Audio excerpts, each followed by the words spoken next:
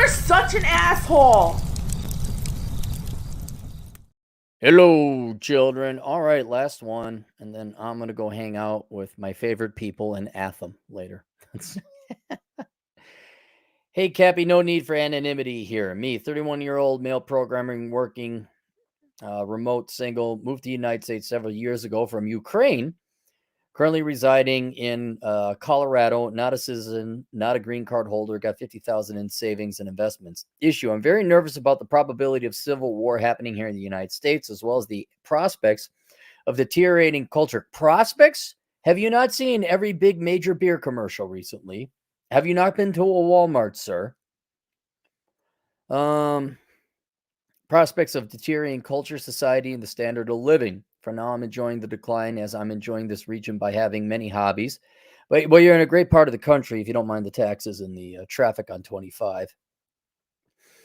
As I'm enjoying this region by having many hobbies, but I've seen how civil war started firsthand back in 2013 in Ukraine and don't want the same thing to happen again. Well, you don't control it. If it happens, it happens. I also want to buy land and build a house, but I'm not sure about it because of the thoughts described above. I have no dog in the American fight and completely all by myself here, but I also can't move back home due to obvious reasons, even if the war ends. Why couldn't you go back if the war ended? I'm just out of curiosity. Couldn't you go back? I also can't purchase tools of defense because I'm not a citizen or a green card holder yet. Because of my immigration status, I can't go on a global reconnaissance yet. Questions: am I exaggerating? 2, was the cultural decay and social disintegration always there to some extent, but the internet just brought everything to light? 3, is it just big cities life and the real place to live is outside of them in small to mid-sized town? 4, how much sense does it make to explore the options for the next country to move to? Ukrainian passport grants me visa entry to South American countries, as well as Saudi Arabia, United Arab Emirates, up to 90 to 180 days. UAE is 30. How much sense does it make to look for real estate here in the U.S. if I'm already on the fence? If things go bad, do you think the future looks like Demolition Man or Hunger Games? I can't answer half these questions because I can't predict the future, man. Well, I'll give it a shot. All right. Are you exaggerating? I don't think. I think your concerns are a little, not a lot, a little overblown. I think are a little exaggerated.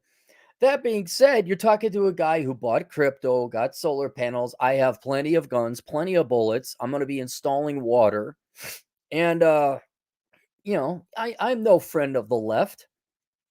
And I am that's more out of insurance than anything else, and also to just ensure against, forget civil war, just there's not enough economic production.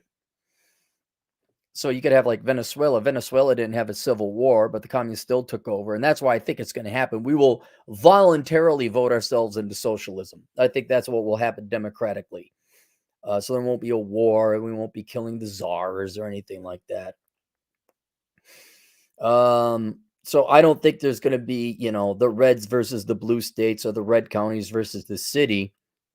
But I'd be more the concerns of civil war. Some of them are the same as concerns of economic decay, not necessarily civil. Like we could be a united country, like, oh my God, we just didn't get enough socialism, without violence or guns firing or anything like that. So I would say while you're here, I would make some friends with people who do have weapons, so that in the case there is no law, and that's what a civil war would be. They're like, I don't care. You could fire this. Here's your weapon. And there's other things you can do, especially if you're going to buy property here within the United States. You could, you ask about it later, but yeah, get out of the cities. Like, do you have, I guess for your case, depending on where you're working, if you're working remotely, I wouldn't be in a major U.S. city. I wouldn't be in a major U.S. city now. Why? I mean, I know I'm in Vegas, so that's somewhat hypocritical, but this is a nice major city. So I don't think I think you're exaggerating a little bit, or your concerns are a little bit overblown. I think we will vote ourselves willingly into socialism. I don't think there will be a civil war.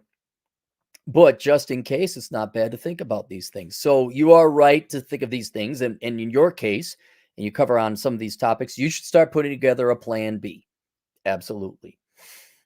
Was the cultural decay and social disintegration always there to some extent, but the internet just brought everything to light? A little of both. It was always there to a certain extent, and the internet did bring it to light. But it is much more than it was back when I was a kid. Generally, everyone was pro United States. You might have had your qualms or issues, but you're generally, yeah, we're a pretty good country. Now you have basically the left is anti-American. They're anti-capitalist, anti-freedom. I'll even say they're anti-white, anti-male, anti-straight. In as so far as it gets them elected, like because it's popular to be. And some of them I think are actual genuine bigots. And they are anti-success, and that's the most important dangerous flaw is they hate people that are more successful than them. They're just green, and not because they're for environmental policy. They are green with envy. And so as they've indoctrinated, successive generations of young Americans, both in K through 12, but also college, now these people become adults, and a lot of it, that's all they got. So it's certainly more louder and more pronounced. And then with a lot of people where not the left right politics of it, but associated with leftist politics of, well, don't do anything, don't try. Well, you get fat, disgusting loser Americans. All right, you got homeless people. We don't hold them up to a standard. Don't shame them or nothing. The obesity epidemic, not solely the cause of Democrats, but the no stand the fat acceptance movement that has gotten some tailwinds from the left, from the schools, from certainly media and Hollywood. But I would say that more so, like I said, that was just a tailwind. They just pushed it a little bit faster. The human nature was already there. Laziness, sloth, whatever the other seven deadly, pride, ego, avarice. What was avarice? I always forgot what avarice was. I was like, is it related to birds, like avian? Something to do with birds? No, not really. All right. And when a population is spoiled, and that's what we are with free government handouts, and on the right, it's spoiled suburbanite preppies. Everyone's a dick. Everyone's an asshole, and you're starting to see their true form come out. And yeah, the internet just magnifies it. So it was already in our DNA, but culturally we've made it worse, and the internet has made us see it in 4K. Is it just big cities life and the real place to live is outside of them in small to mid-sized towns? I would say that's a lot of it. If you can work remotely, I wouldn't live in a big city now. Forget Civil War. Why would you want to live in a big city now?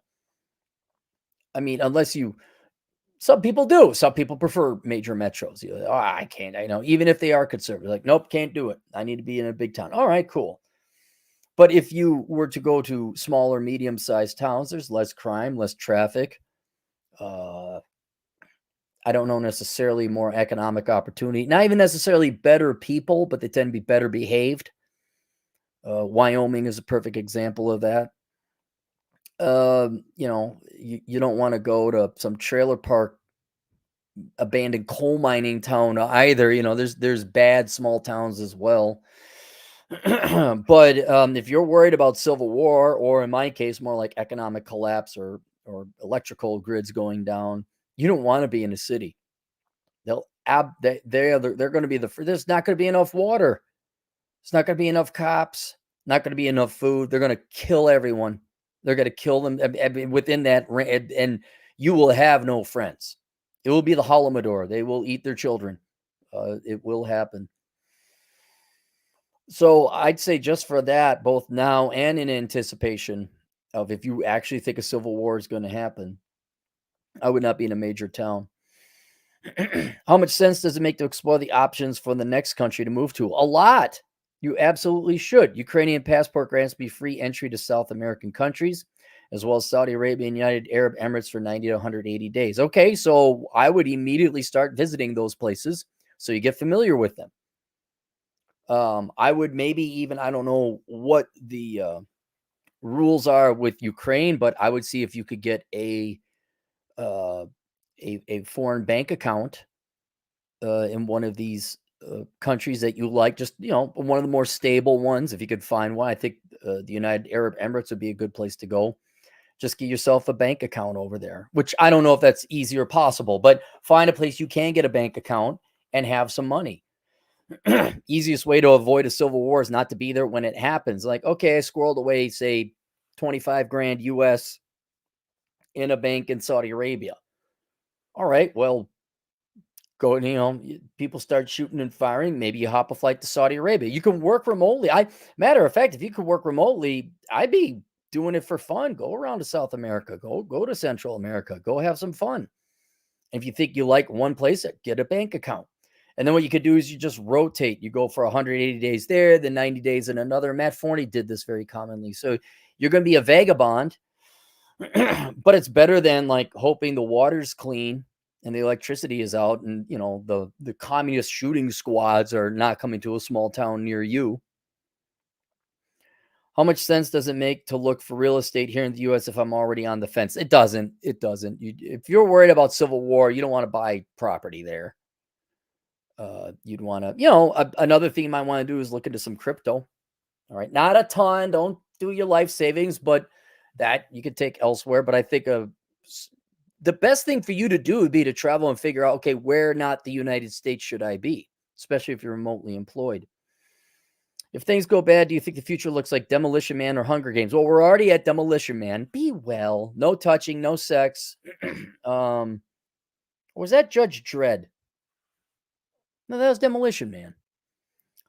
And I've never seen the Hunger Games. I don't know what the future looks like. I've always predicted that we're going to be a slow decay into a Brazil-like economy and culture. We'll just be a second world economy. I don't think we're going to go into a civil war. People are too fat in the United States. Too fat and lazy, both conservatives and leftists. They're not going to go pick up guns and train or anything like that. I think the future looks like Brazil. Just okay, electricity's kind of on. Oh my God, there's so many poor people. Oh, it's those rat bastards. It'll be the same thing. They'll rewrite history. Well, how'd the United States get so wealthy? It was all luck. Had nothing to do with hard work and innovation. Yeah, so that's what I would do. It looks like the main thing I'd be doing is traveling overseas and getting a bank account over. And because you're a Ukrainian citizen, not the United States, I don't think you're going to necessarily be subjected to the FACTA laws that you would in the United States. Probably want to talk to a CPA locally here, preferably of Ukrainian descent, so you know the laws. Yeah, that's what I would be doing. And who knows, you might find out, oh, I really like Mexico, or I really like, I don't know, Colombia or something like that.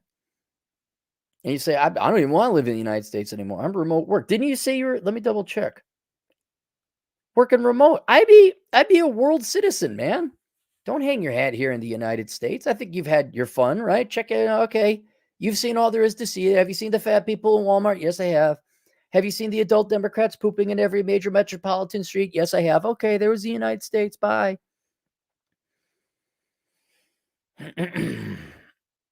So that's what, and I go make friends with go to the gun range and make some friends. Super chats, Jason, $10. The 1 second after a John Matherson novel book is fantastic fiction about an EMP event. Ty for being such a boss, Cappy. TY, thank you for being such a boss, Cappy.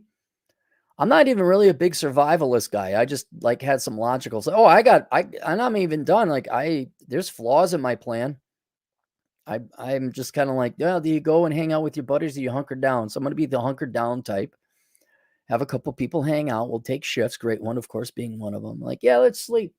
You sleep. I'm going to patrol. And then just my plan is to if that ever happens, let everyone kill each other in the cities. And then a new country will arise and we'll reevaluate the situation then. And I'll be like, oh, that socialism thing didn't work. You're kidding. You had to kill everyone again. And now there's a famine again because you shot the farmers. Boy, that communism. I thought all you doctorates with your social science degrees would have figured it out this time. You didn't? All right. See you guys later. Toodles.